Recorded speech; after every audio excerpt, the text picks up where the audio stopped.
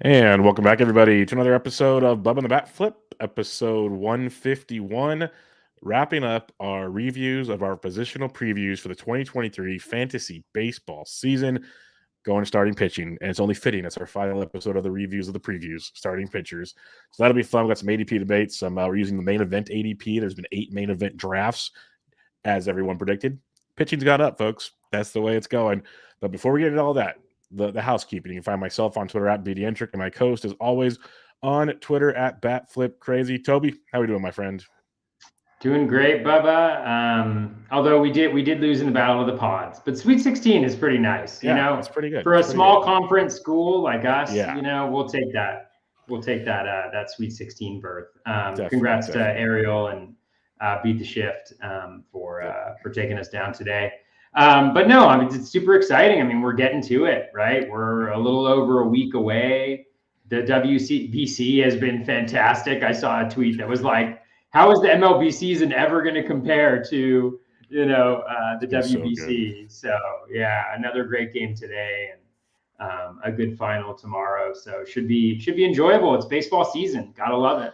Yep, USA Japan Tuesday night's going to be so much fun because honestly, when it started, I was watching Team USA. I'm like, this team might not even get out of the pool play. Like, it did not look like a great baseball team, and they're clicking right now. The pitching's still not great, and that's my biggest concern. It's not a great pitching staff, but boy, oh boy, can they score some runs? So should be fun. Yeah. But Who's starting tomorrow? Do you know? it's probably been announced. I'm not sure. I know Mhm. Lance Lynn, or no, I think it might be Lance Lynn because Wayno started.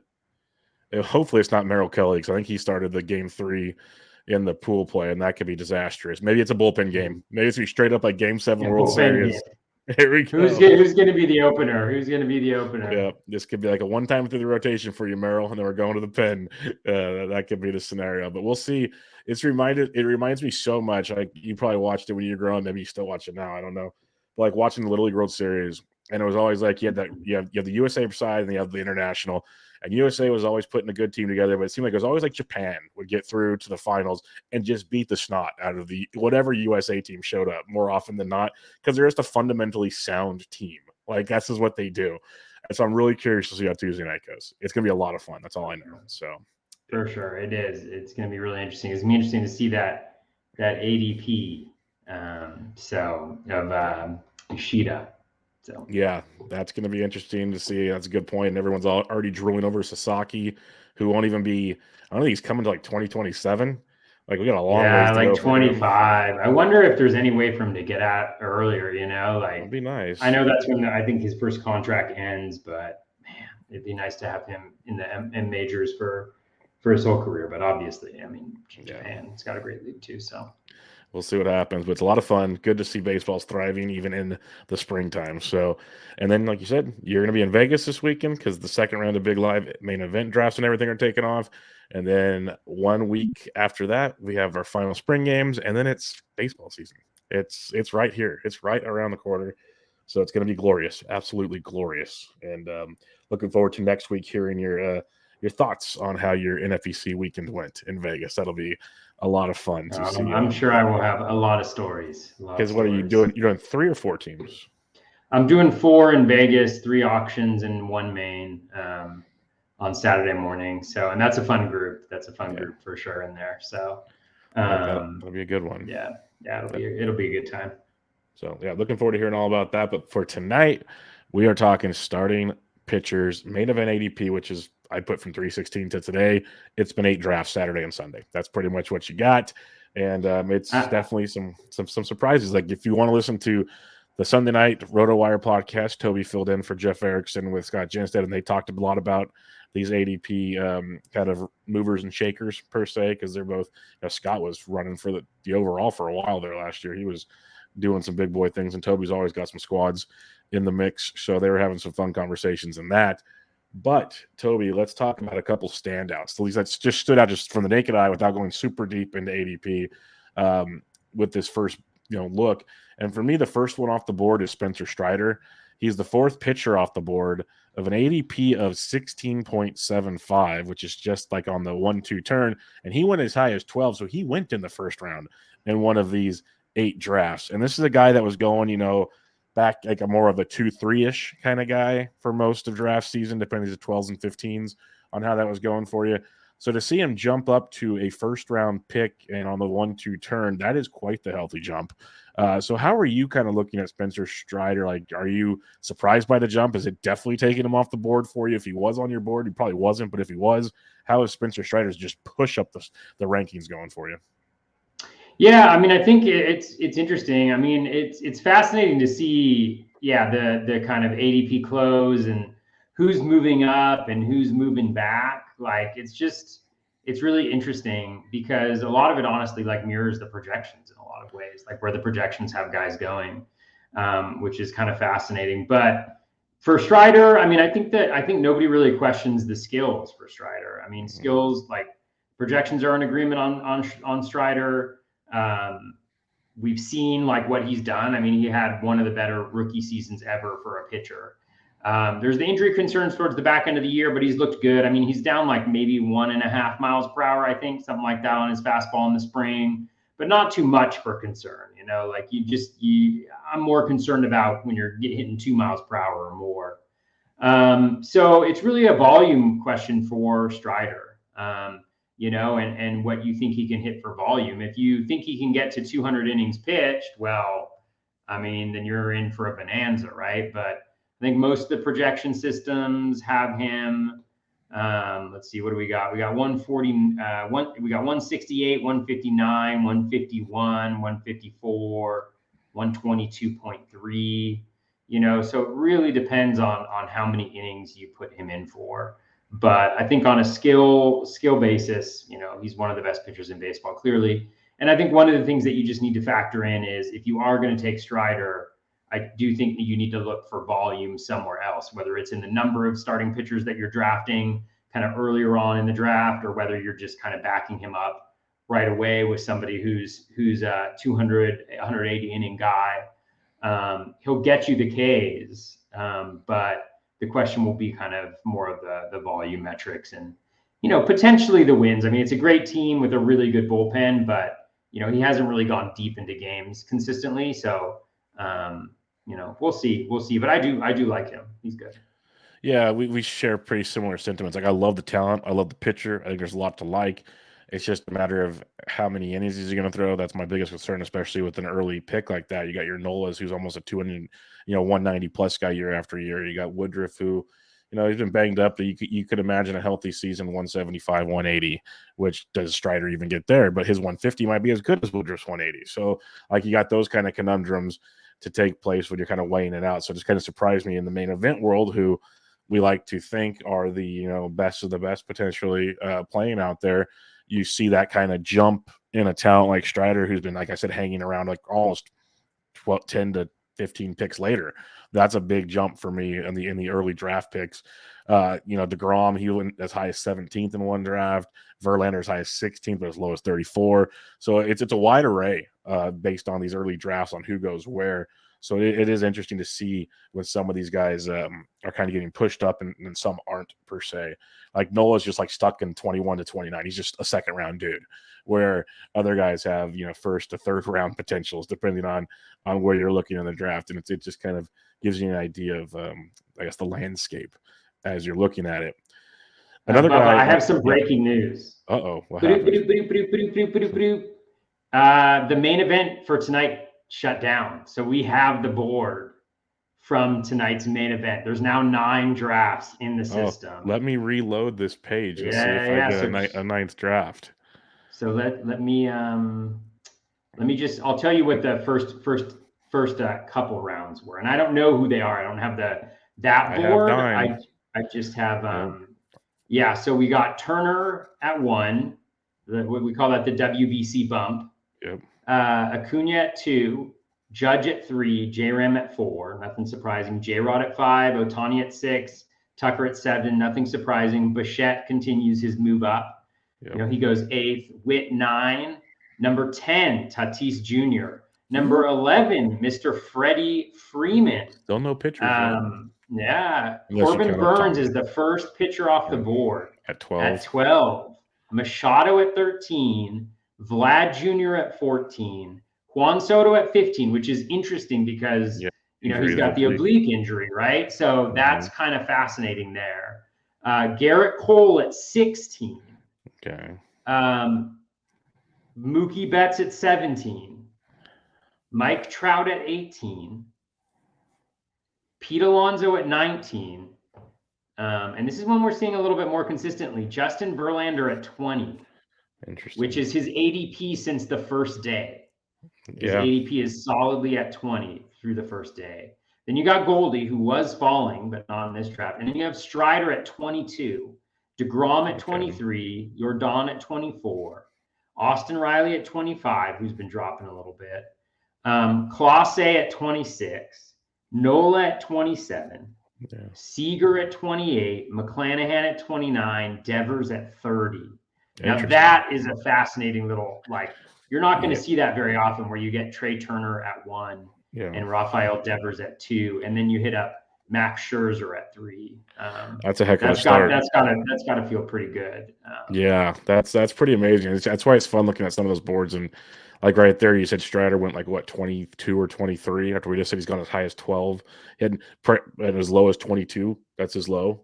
So that's it says a lot right there. That shows the volatility or variance in his ADP, and that's just it. And then all the hitters early on there kind of I wouldn't say getting pushed up per se, but like Machado up to 13. Not saying he doesn't deserve it, but something you don't see every day. He's been pushing up. Yeah, he's been pushing up too. It's interesting. Yeah, so some of those names, and you mentioned Soto with the oblique injury, that's kind of a little scary to still trust him on the 1-2 turn.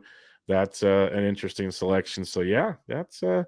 Going to be fun to see where the next groups of mains go, and this ADP continues to fluctuate, because definitely consistency in the ADP, but definitely like one thing I noticed this morning, and like with the Strider is 12 to 22, the variance, like Verlander 16 through 34, McClanahan 26 through 41. So it's not like there's like Nola from 21 to 29 is like a pocket where the rest of them are just like spread out, where it's all over the board. And even when you read off the first 2 rounds there, it intermixed a lot of the starting pitcher compared to the ADP. If you just look at the sheet, like they weren't like down in order per se, which you'd expect. But so yeah, interesting stuff there. More. See, Toby's doing all this research. He's got some big stuff coming up. He's got to be ready for the movers and shakers. You got to know everybody who's moving around. I mean, it's fascinating.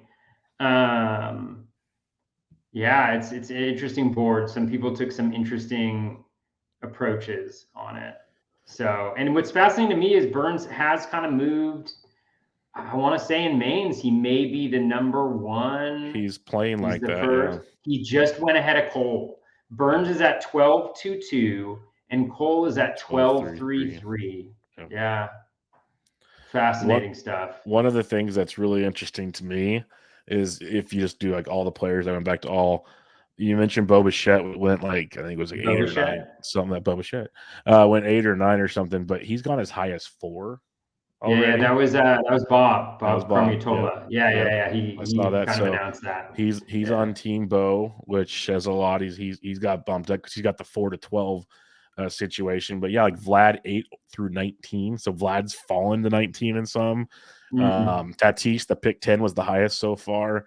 Machado 11 through 22, Freeman 11 through. So there's some gaps there as well. But Jordan's falling quite a bit with that hand injury. That's scaring people, because his highest is 18th. And earlier in draft season, he was a pretty easy, like 10 to 12, give or take, maybe a little higher. So he's fallen pretty good as well, which is something to he's supposed to start playing grapefruit games this week. They're not too worried about him, it sounds like. So we'll see. But main event drafters are. Yeah, Scott actually asked me about Jordan on the pod yesterday, on the RotoWire pod. And I didn't have his profile in front of me. I was a little bit of a slacker, but Scott had mentioned how he had really dipped off in the second half. And I took a peek, and his WRC plus during that time was still like 170, I think, something like that. Still a monster. He was a monster, and his home run per fly ball rate fell down to 17%. And you might be saying like, oh well, that's still super high. But for Jordan, he's a 25% home run per fly ball guy.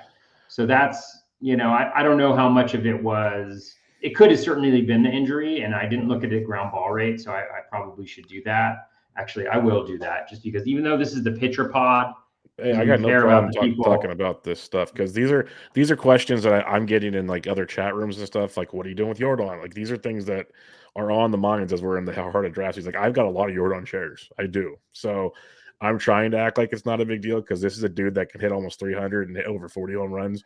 You don't see that every day, but if Yeah. there are concerns, it's valid. Yeah, I mean his ground ball rate was elevated in the second half for sure, but it was he had similar periods of time in the first half of the season too. If you look at his rolling 80 game average, let's make it more like a 70 game rolling average because that's more like how often he plays. Let's see what we got. Yeah, been pretty consistent. His last 70 games, it was at a high 30s, which is right in line with his 3 year average. So I think it was more. Let's see the home run per fly ball. Again, I'm not really in on Jordan all that much, so I'm not saying this to encourage people to get him or anything like that. But I just felt bad because Scott had asked me about it, and I like didn't have it on there. And by the time I got it up, he had moved on to the next thing. So this was his. Yeah, it was tied for his lowest 70 game rolling average home run per fly ball with the end of the previous season as well. So again, doesn't mean definitively that it wasn't the injury that kept him from producing as much power in the second half, but everything else looked really good. Like he was still a phenomenal player. One of the Period of time. craziest things you mentioned out of all of that is the fact that when in the beginning of the season, one out of every four fly balls went out of the ballpark.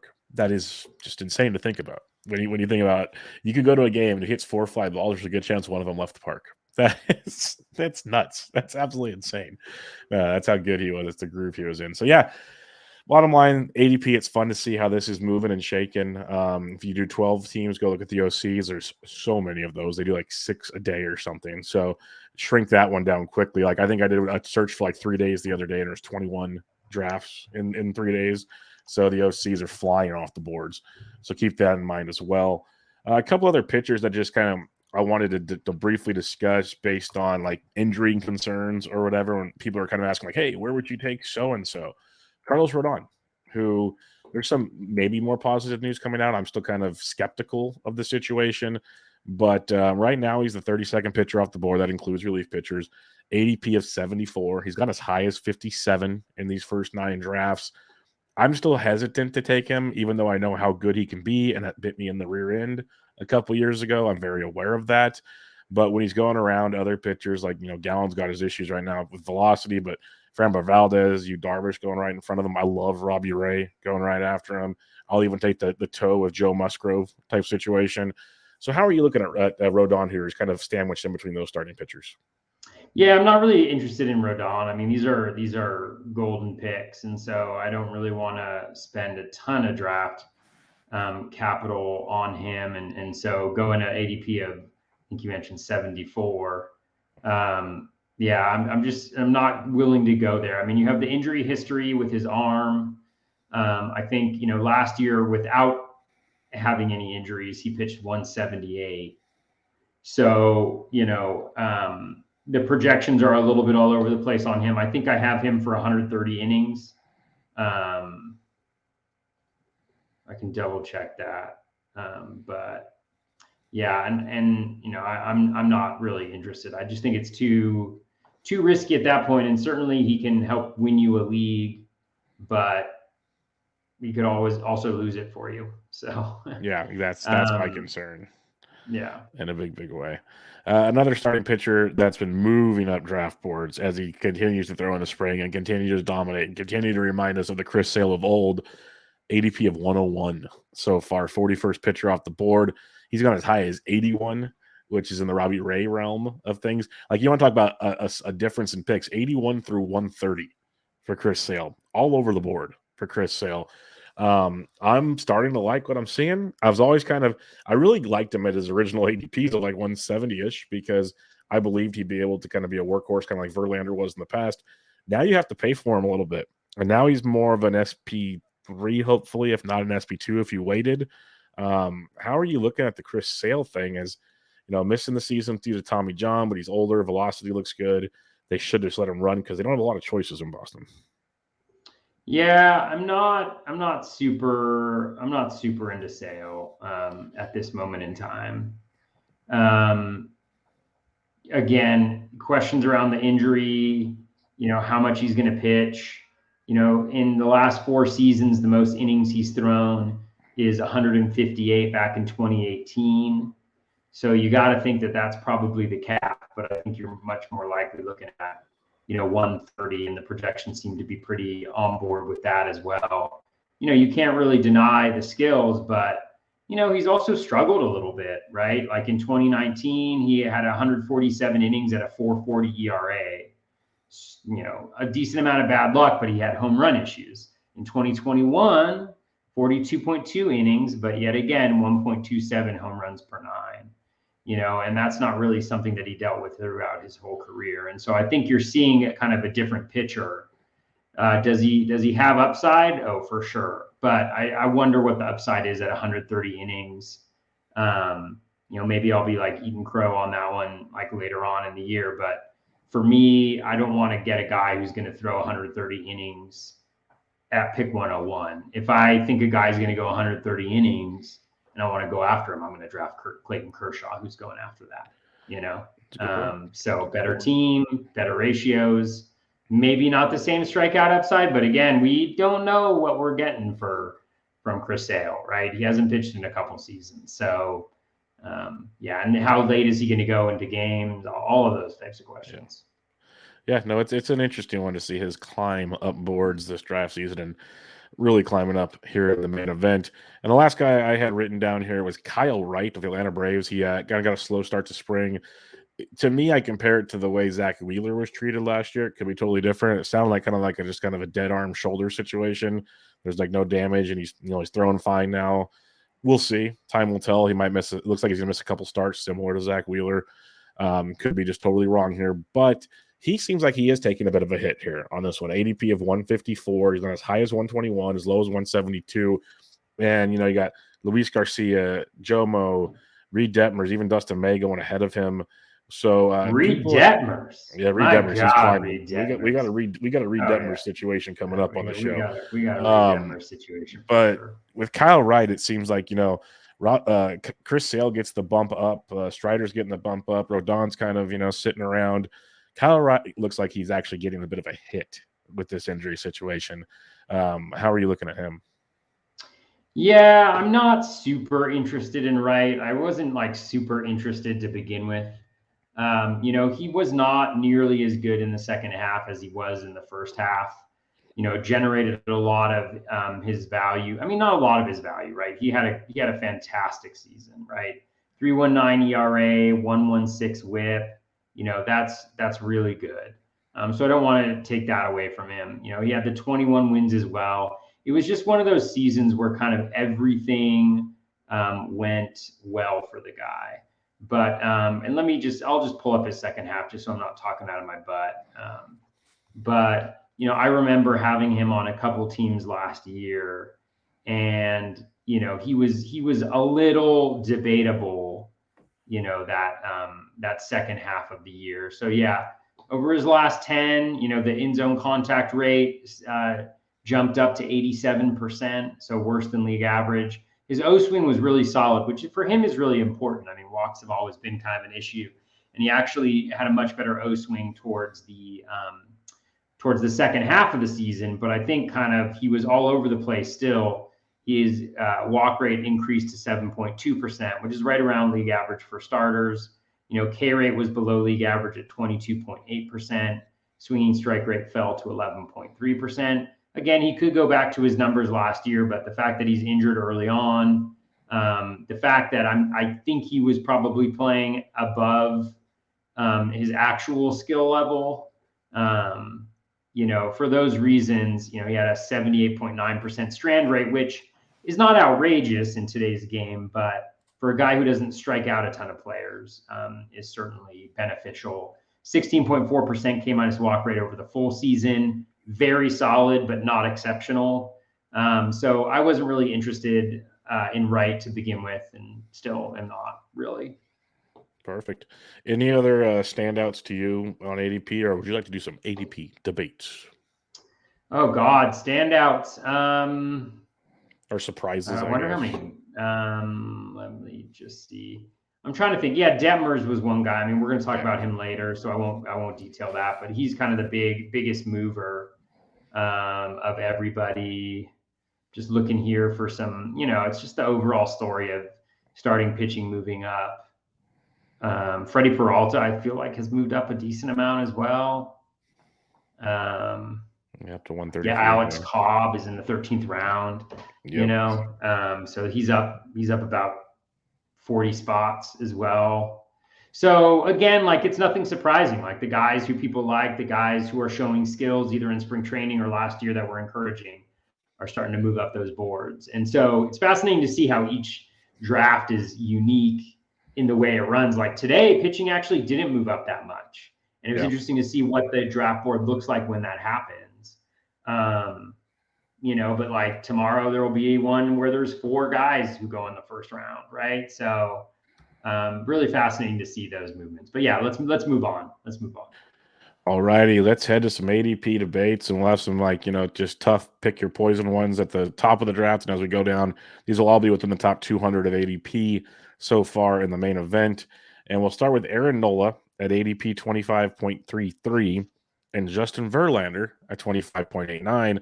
I mentioned earlier how Nola's going anywhere from 21 to 29, where Verlander is going as high as 16 and as low as 34. So there's a little more volatility in there.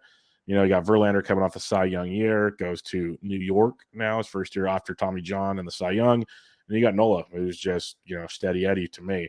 So how do you kind of debate these two potentially if you're in a draft room? Yeah, I mean, this is a debate I'm still having with myself, about these two, because I do really like them. I mean, they're both really great pitchers.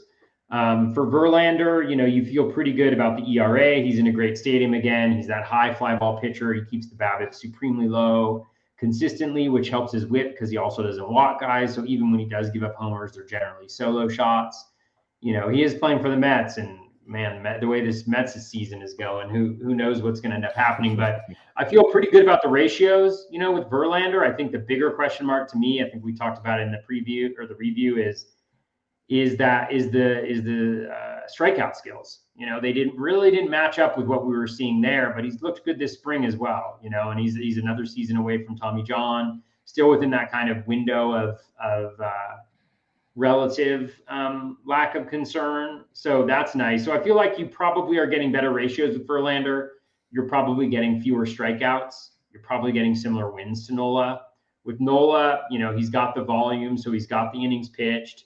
The ERA has been the whip has been pretty strong consistently.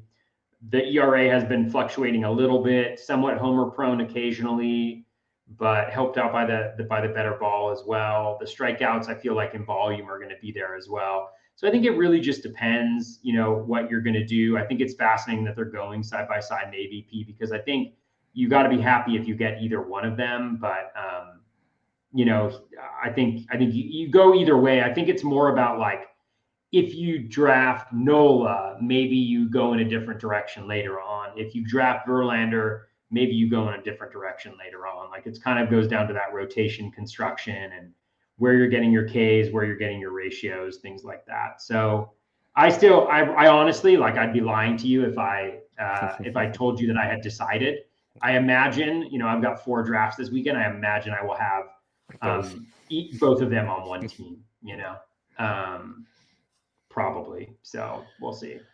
Yeah, that's why it's a tough one for me, because I love Nola. So for me, if I have to pick one of the two, it's Nola, mainly because the consistency of innings and whatnot. Even though I believe Verlander's still going to give you a ton of innings, there's still a concern. First year first full season after Tommy John now, so it's year 2 of that. They talk about the honeymoon period, all those scenarios. Ratios will be great, strikeouts will be great with Verlander, like you said. Just Nola is just a consistent. He's going to go out there and give you the innings. 205, 180, 202, 212. He's just a beast in that department. Strikeouts will still be there. Just can you limit the home runs, like you said? Because the ratios, it's a combination of Phillies have bad defense type situation. And he's that guy that I think people just don't like him because he has those great starts with one bad inning all the time. And people remember that stuff with Nola. I go Nola over these two. I have both throughout my drafts. I've done a lot of drafts, so I have both. earlier in draft season, Nola was going much later than Verlander. You could almost get both if you wanted to. Now that they're going like side by side, it's a really interesting situation. And I guess it goes to show you in a 15-team format where a lot of my drafts were 12, that stability of Nola is much more valuable per se than just going YOLO with the Verlander and hoping for the ceiling again. There's a difference in that regard. So I go Team Nola in this one. That's my decision, but very, very close. And it's very interesting to me that they're neck and neck in ADP right now. That was a big surprise to me going forward. All right, we dropped down a little farther. A guy that still just does not get the respect somehow I think he deserves, but maybe I'm just crazy. Kevin Gossman, ADP of 44.67, as high as 38. Luis Castillo, ADP of 46.89, ADP as high as 35. How do you look at these two in an ADP debate? Yeah, for me in an ADP debate, this is kind of a tough one too. I lean Gaussman in this one. You know, I don't know. It's just these are all tough ones, right? Like they're all going around each other for reasons. With Gaussman, you know, there's like maybe a little bit of luck on some things last year, maybe a little bit of luck on some things, a little bit of bad luck on other things. You know, I love the fact that he doesn't walk a lot of guys. He generates that really high O swing. But Luis Castillo has been pretty similar. And I mean, the Mariners know what they're doing. And so, like, when I look at Castillo's last 10, 81.2% in zone contact, 35.1% O swing, 28.9% K minus walk or K rate, 5.9% walk rate. So really getting those walks, you know, under control when he went over to the Mariners, you know, so that's 22% K minus walk, 14.2% swinging strike. So all of those numbers are really good. Like you've got to like those. And what's interesting about Castillo as well is that, you know, that was with his changeup getting worse last year. You know, his changeup, the swinging strike rate on his changeup, and for those of you that follow this pretty closely, like 12.9%. You know, this is a guy that 2 years ago had a changeup with a 22.8% swinging strike rate, 26.7%, 26.1%. You know, like that to me is fascinating, right? So maybe there's the next level for Castillo there, but I also like haven't been that into him, honestly. Like I haven't really gone after him that closely. And then Gaussman, like you look at him too, and then he's playing for a really good Jays team. You know, it's going to score a lot of runs. Win should be there. Some questions about like the stadium a little bit. But let me just get my handy dandy thing here and look over the same period for Gaussman as Luis Castillo. And you are going to get, you got 83.9% in zone contact. You got 41.3% O swing. I mean, that's ludicrous. You know, a 41% O swing, like you're just not going to walk dudes doing that, right? When almost half of the pitches you throw outside the zone are swung at. And that really means that most of the pitches that are anywhere near the zone are swung at, right? Because there's always the ones that are just kind of wasted pitches.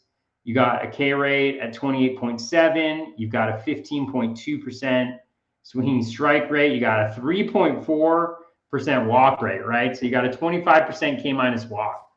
I mean, both of those guys, those are all elite numbers for them. So again, I think I lean Gaussman just because he hasn't had the same, at least recent struggles that Castillo has. I worry a little bit about the cold weather narrative with Castillo as well. Remember, he really struggled in Cincinnati, and he's in Seattle, and Seattle's not super cold. I mean, I lived there for a while, but and they can close the roof. It's also not super. Right? It's not super room. It's sort of super warm either, right? Like it's not going to really get there for a little bit. So it's pretty far up there. If you look at that, whatever that is, longitude or latitude, the latitude, I always mix them up. So, but yeah, I think they're both good pitchers. I would think I'd lean Gaussman there. Yeah, it's Gossman for me, and I love Luis Castillo. We've talked about him for years on this show, and I don't think I have very many shares at all this year. I have a lot of shares of Kevin Gossman. A couple of reasons why is I love, again, this is just nitpicky because, like you said, they're neck and neck, but to me, Gossman's got the better overall team per se, given the Mariners will be much better this year. But I just like Gossman, what we've seen over and over for the last like 4 out of 5 years, even if you want to. The ratios have been good. The strikeouts have been really good for 4 straight seasons. He limits the walks. The ball stays in the ballpark. There's just so many factors that just consistency that I really, really like, and he seems to just do it over and over again.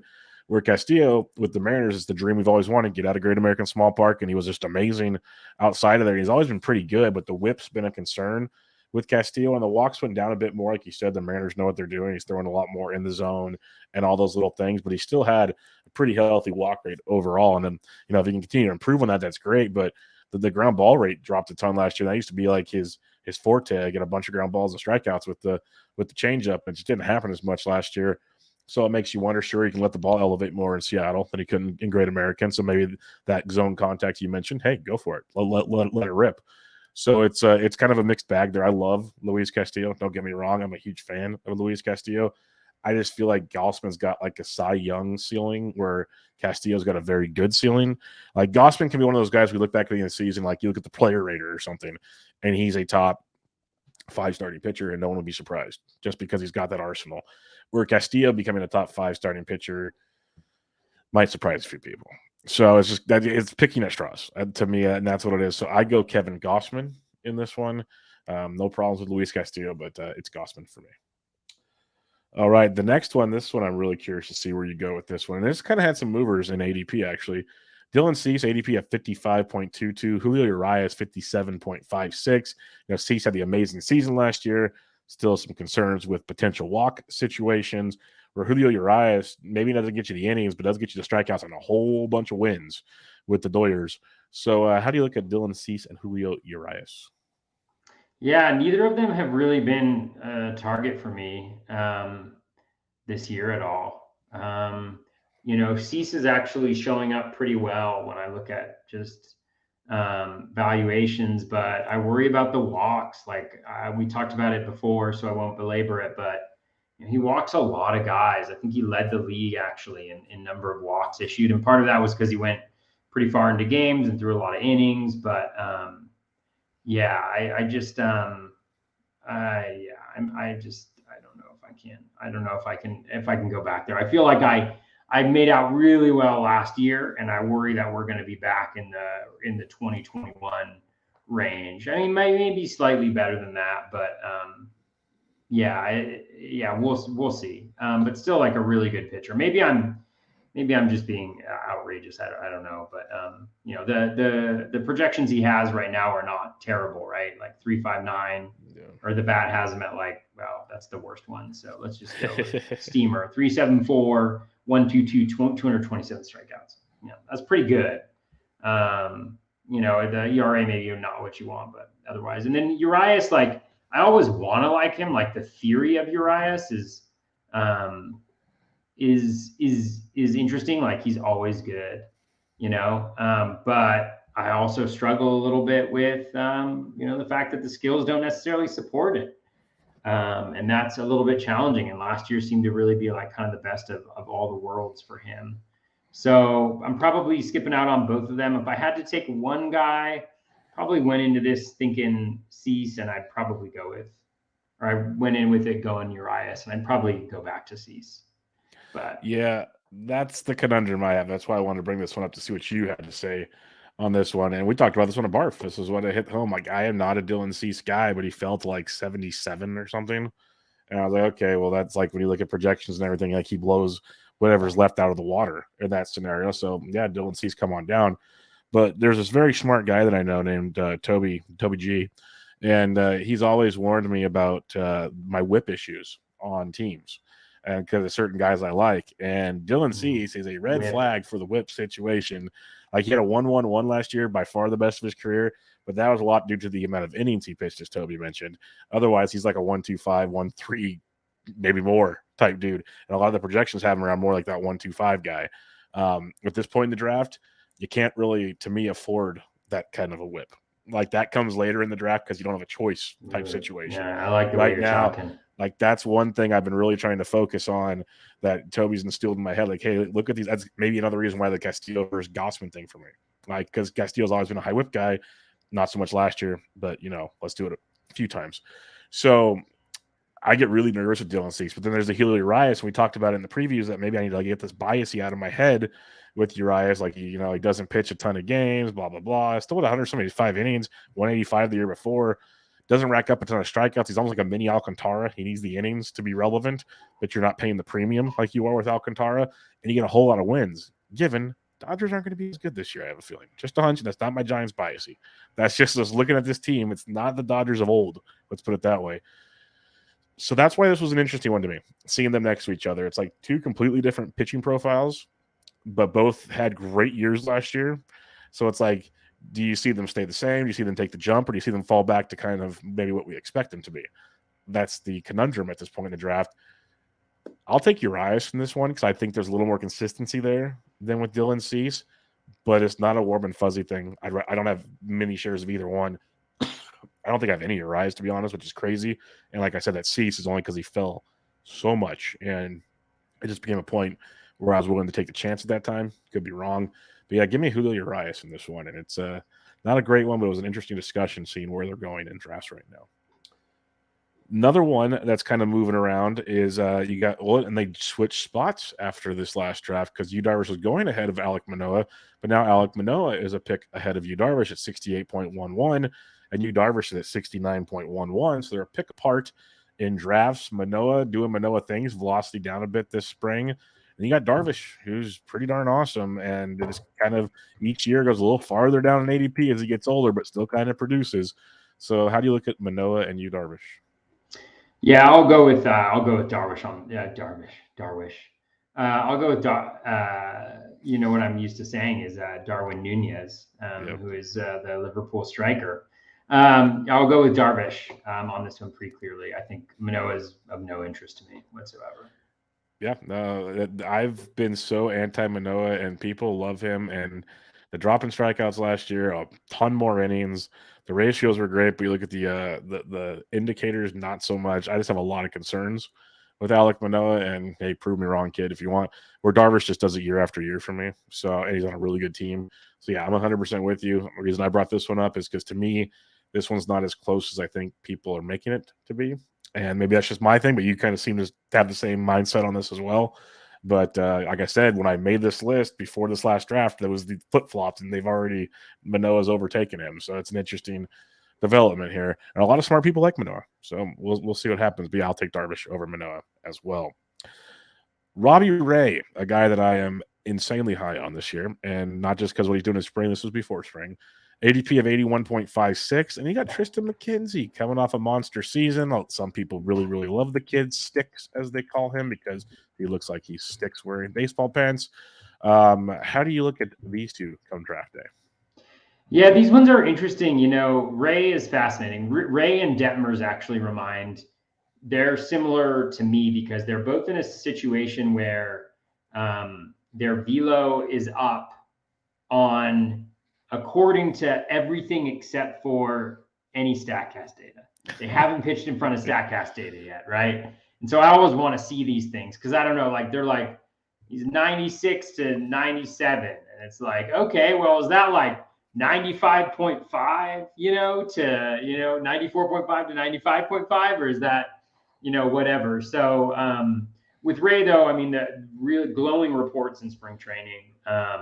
So have piqued my interest a little bit, at least. And I think if you're thinking about like a team that goes for somebody who doesn't get a ton of Ks earlier on, maybe he's a guy that you go to later on. I think the challenge is he's also in kind of a group of players that's a really intriguing hitters as well, and some of your last closers too.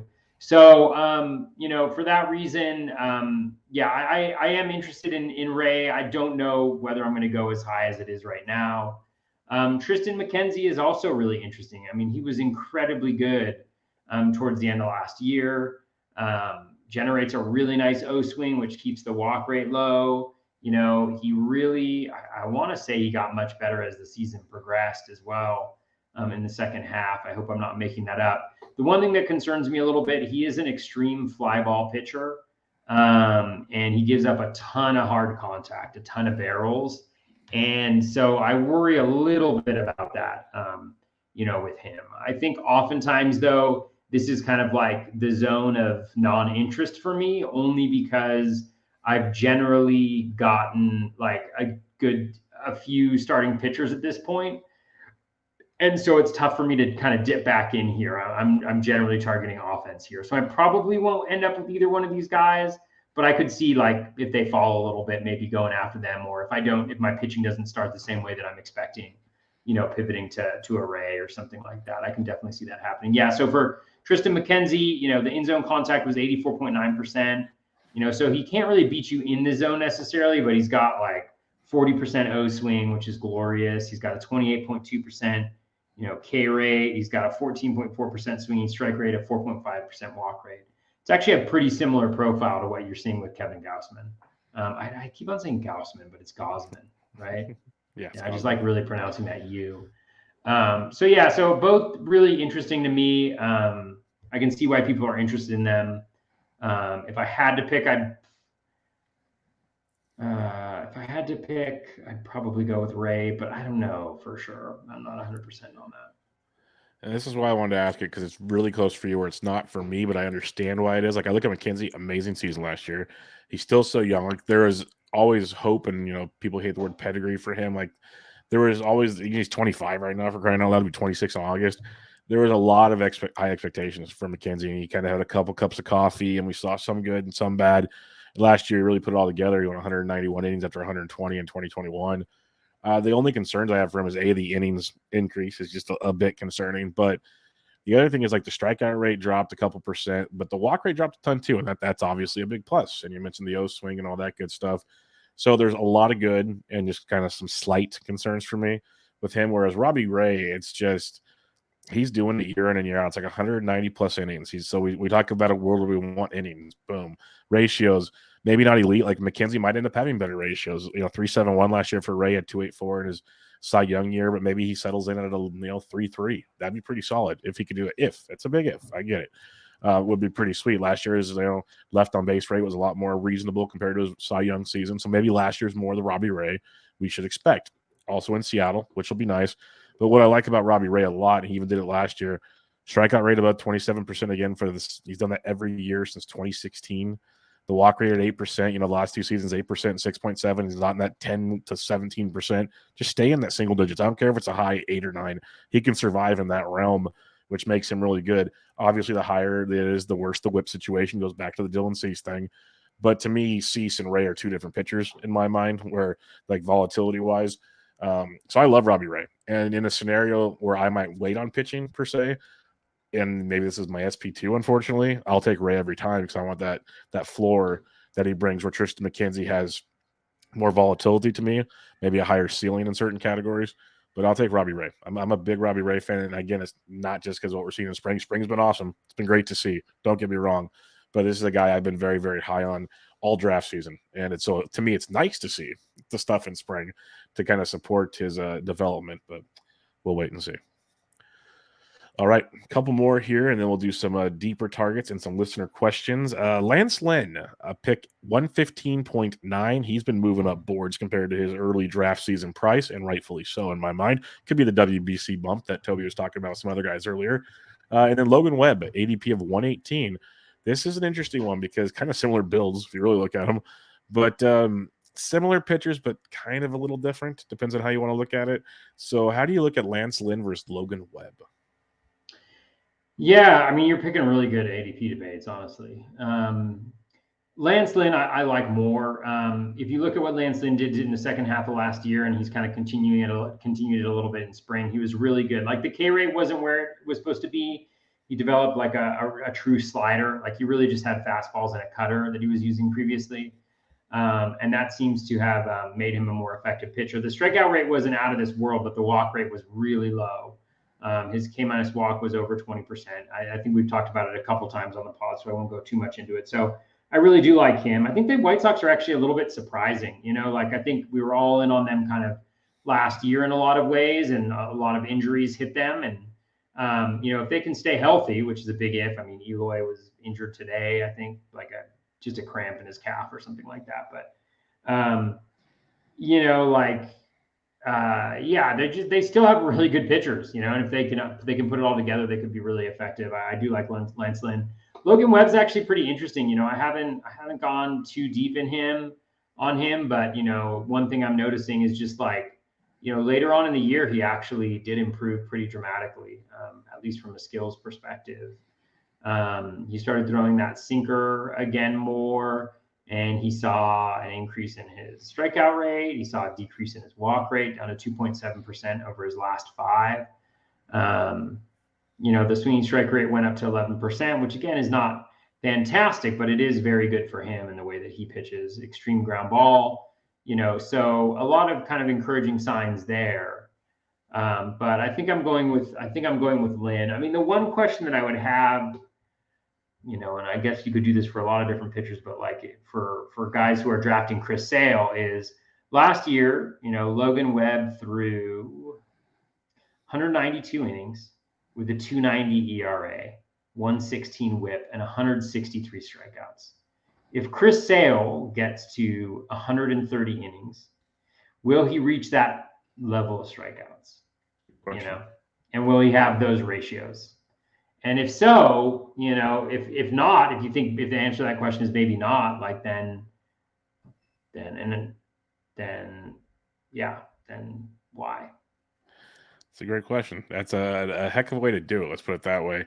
Um, for me, this is an interesting one because I liked it a lot better. Like I said, when Lynn was going farther down because you can get both these guys, and that was when it was fun for me. You mentioned the improvements from Webb in the second half, and that really stood out to me. Not just because I'm a Giants fan and I watched him. Like it was, people say, you know, the strikeouts kept dropping with Webb. It was a pitch mix thing with Webb last year, and you mentioned how the second half he started using the sinker more. It's almost like he started using what was working for him more, and he figured out how to pitch, which I like to see because if my pitcher doesn't have certain things, I still want him to survive, go 6-7 innings, get the dub, and he was doing that. He started figuring that out, and then he still have starts where the strikeouts were there. So that was good to see with Webb. He's still super young. He's developing.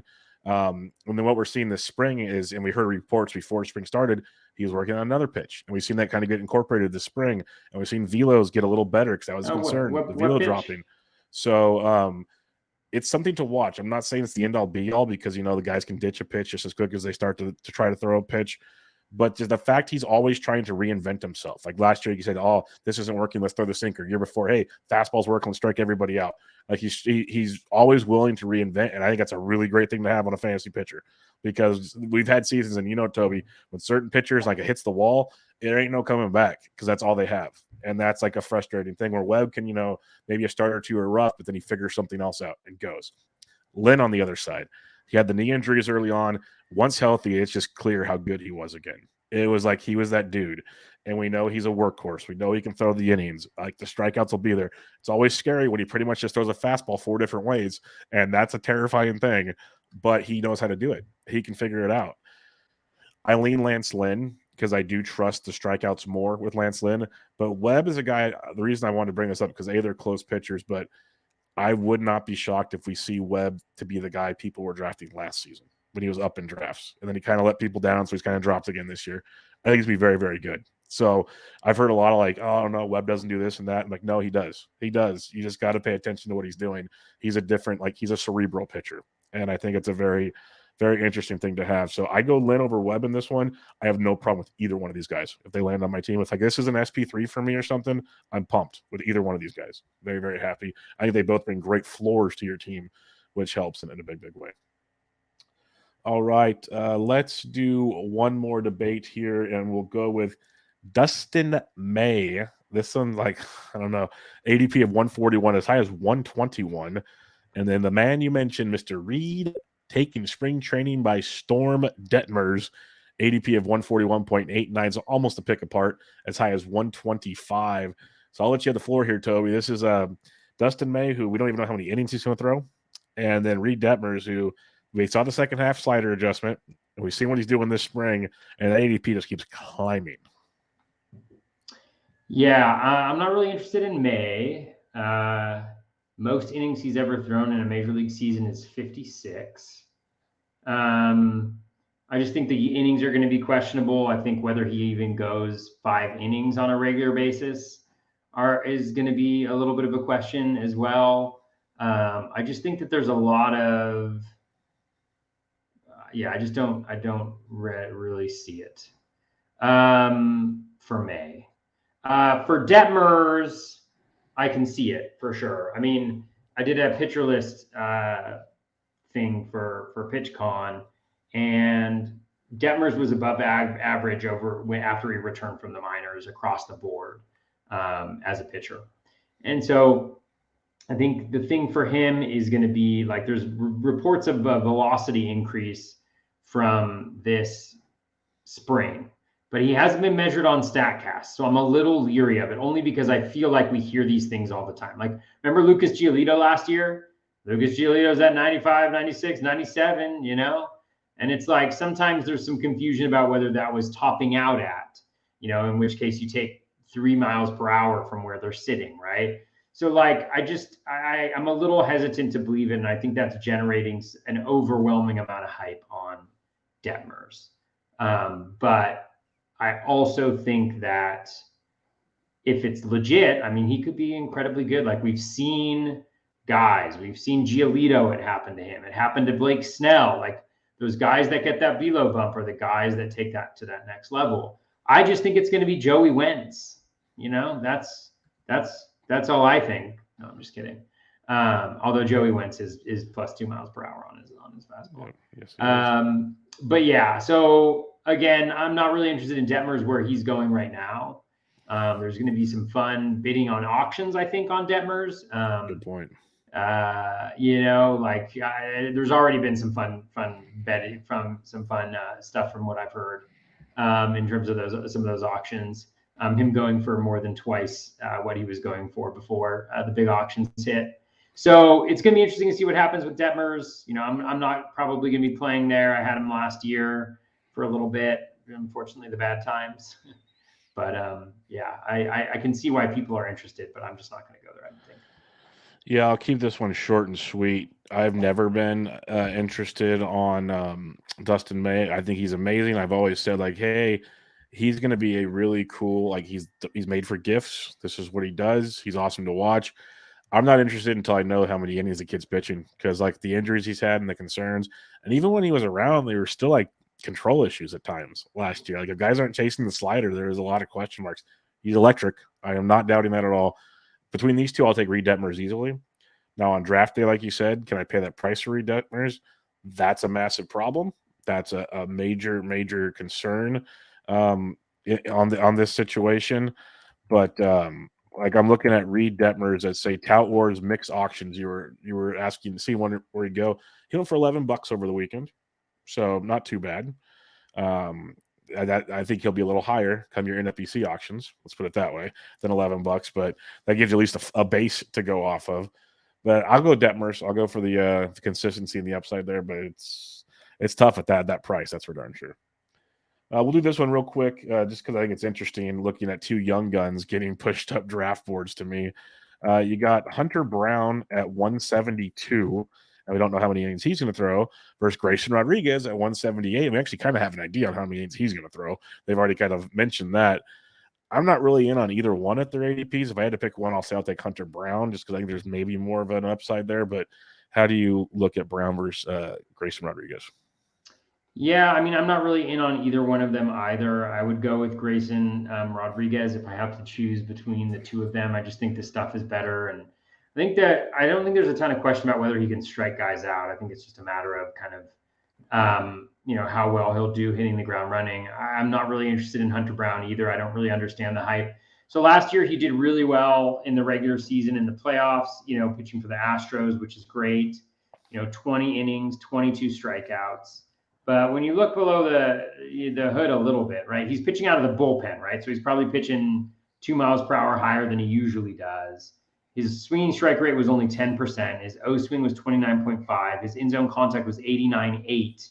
He had an 18.8% K- walk rate, gave up 0 home runs in those innings, a 90.9% strand rate.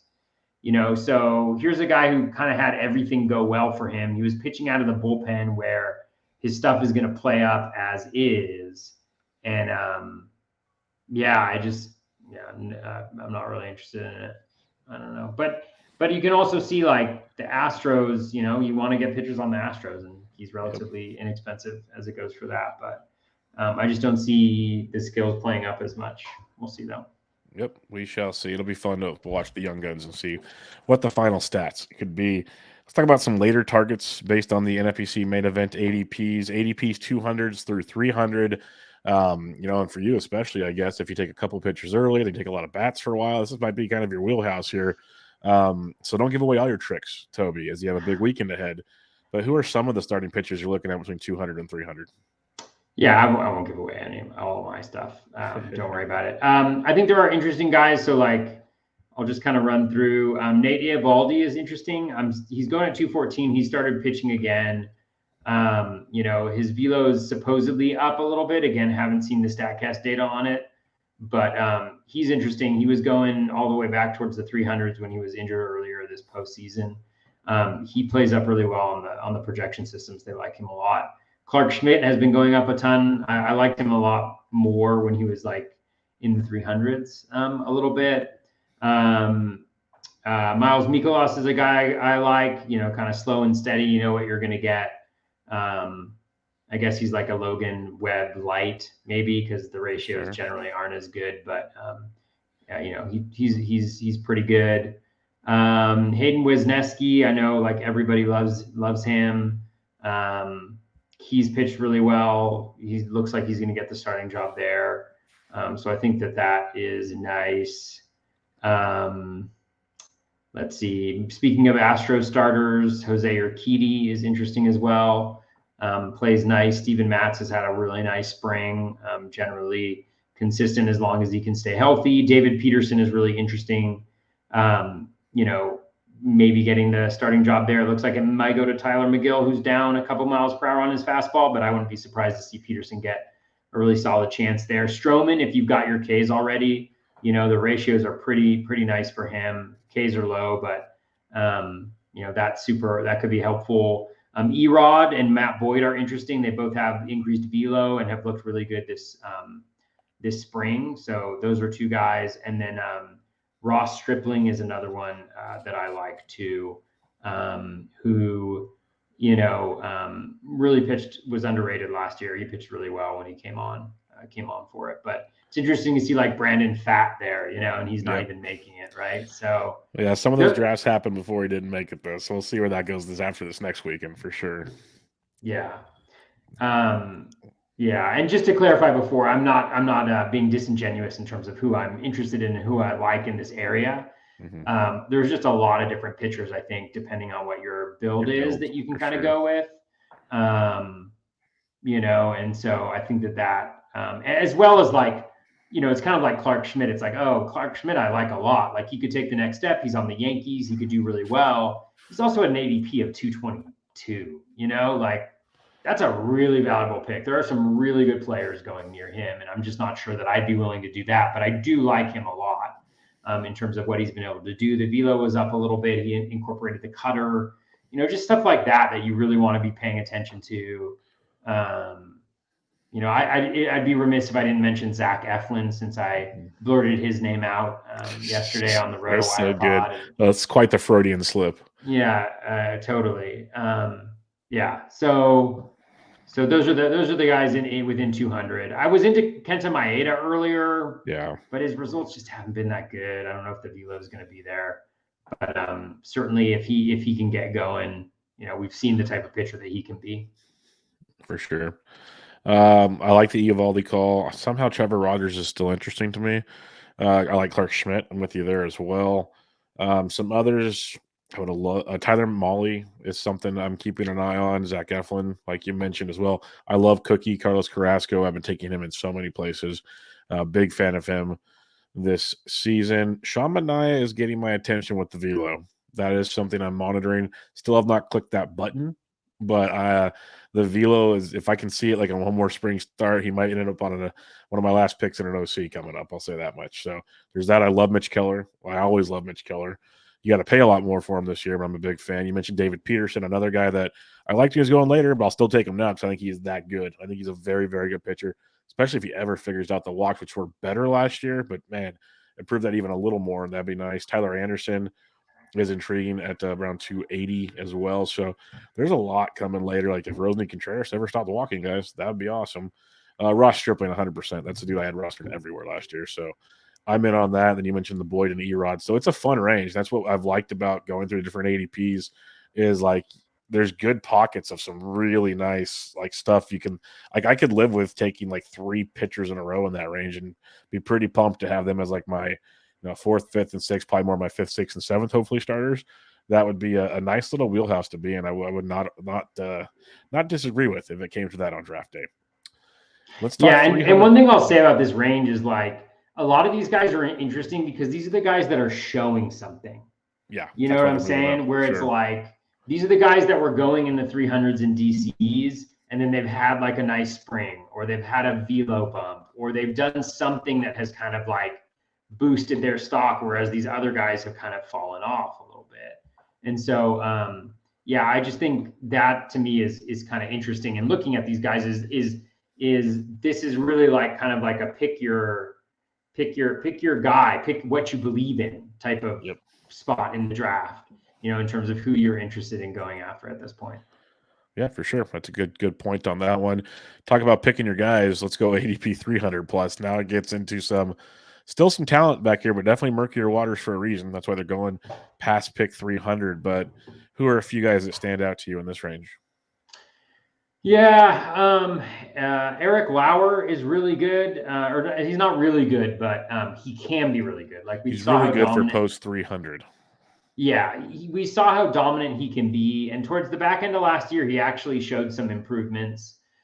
So I think that's kind of encouraging. I've kind of always been in on him. I was in on him last year. Aaron Savale is really interesting.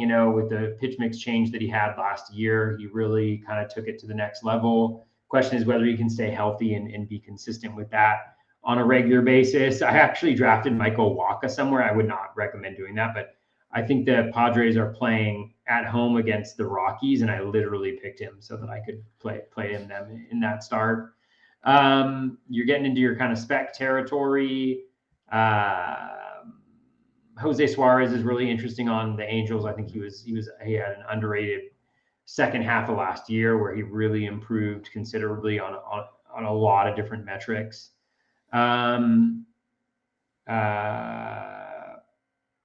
Yeah, it's a little bit slim pickings here. Kikuchi's kind of one of those guys where you're like, oh, I want to believe someday. I want to believe what he's doing. I really want to believe in it. And maybe this year's different. He was really good skills wise towards the back end of last year. And the question is whether that was just a bullpen thing or not. Really, like that's the way that I think about it. Yeah, it's really slim pickings once you get later on, honestly. Yeah, that's fine. There's not a lot of guys. Like I really liked Ryan Pepio of the Dodgers, but it looks like he's injured, right? Yep, he's banged up. Yeah, he's banged up. So that was one that was definitely on my list of guys I would be interested in. It's a lot more like spec closers back here almost. Yeah, it really is. And filling out like your position guys, filling out your outfield if you can see all the green on there. A guy like Cole Irvin's kind of interesting because he's just one of those guys that's like been fine. Like he's been fine. And like there's something to be said for that, right? He doesn't walk guys, doesn't really strike him out either. Has like a high 3 ERA, like a decent whip. He's on a better team this year. Still a pretty good hitter's park. I don't know if I've seen his velo anywhere, but early in the spring they were saying that it was up a little bit. Let's clarify. Irvin's fine in the 15. I'm not sure you need him in a 12. Oh yeah, you don't need him in a 12 at all.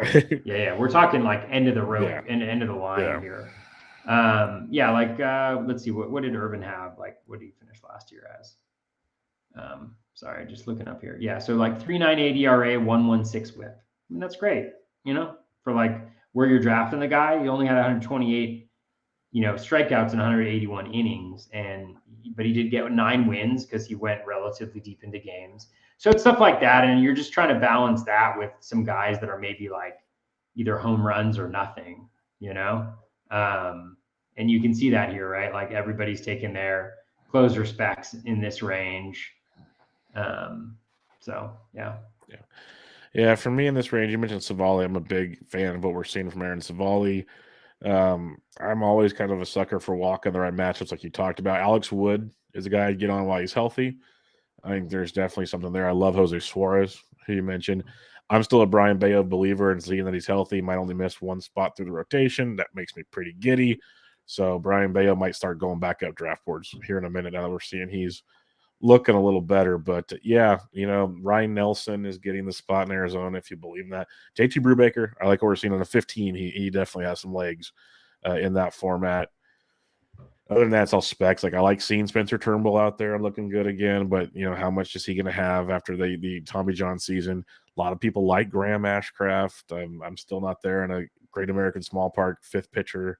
That always concerns me a bit. So yeah, it's a little like it's bleak the farther down you go here, as you mentioned, but definitely someone that early 300s that I can live with and finish out my starting pitchers and be just fine with for sure. All righty, let's take the few listener questions we have here, and then we'll head on out for the night. And we'll start with doing K-Town Danny, or Doink Town Danny. Sorry. Couple of close ADP guys. We kind of talked about these actually already. Who do you prefer in each matchup? You had Gossman and Castilla. We took Gossman. We didn't talk about this one. Blake Snell or Nasty Nestor Cortez. How do you look at those two? I think I would probably. Yeah, Cortez is like so solid, but he's also a little injured, so he hasn't had that run. I actually haven't seen that much about Snell and how he's pitching, but he had a really strong second half of last year, so I'd probably lean Snell there. Yeah, I'm leaning Snell. I've been taking him in drafts. I like seeing the way he finished the season. Like there's still that Cy Young pitchers there somewhere. And now he's on a team that at least if he's not walking the farm, will let him go deep into games. So it's like if he can continue to build off that second half, this is a dude that could be a big boy pitcher come the end of fantasy season. So I lean Snell as well. I'm with you on that one. Our buddy Ben Ted says, betting odds, what are the odds that Toby goes pocket aces this weekend? I know the answer to that, so I'm not going to comment on this. I'd say it's 50-50, Ben. 50-50. 50-50 coin toss. Yeah, it'll be interesting to see what happens this weekend for sure. All righty. Well, that'll wrap us up, Toby. The last preview of the review of the season is in the books. Final thoughts as you head into a big Vegas weekend. Well, thanks everybody. Thank you, Bubba, and thank you everybody else for coming along on the preview and then the re-preview journey the last few months. It's been a lot of fun. It's always helpful for me in kind of learning the player pool and getting great questions from everybody who's listening. So it's going to be fascinating. I mean, I think we've got the initial mains, but I think it's a whole different animal. I think when you get to Vegas and kind of what happens there, you generally have people who are pretty tuned in and are pretty, they have a lot of conviction, in where they see guys going. And so that can result in some really interesting drafts happening. So should be a fun weekend. Definitely going to miss you, Bubba. We'll get you there sometime soon, but yeah, I'm really looking forward to it. So thanks for everybody for listening. Yep, it's going to be a blast. Can't wait to see the people on Twitter having a great time, seeing some more draft results, and then getting the 411 from one Toby G next week to see how things went and see how his winning teams look after draft night. So it'll be a great situation there. But until then, if you guys have any questions, hit Toby up on Twitter at BatFlipCrazy. I'm at BDentric. This was Bubba the BatFlip, episode 151. Catch y'all next time.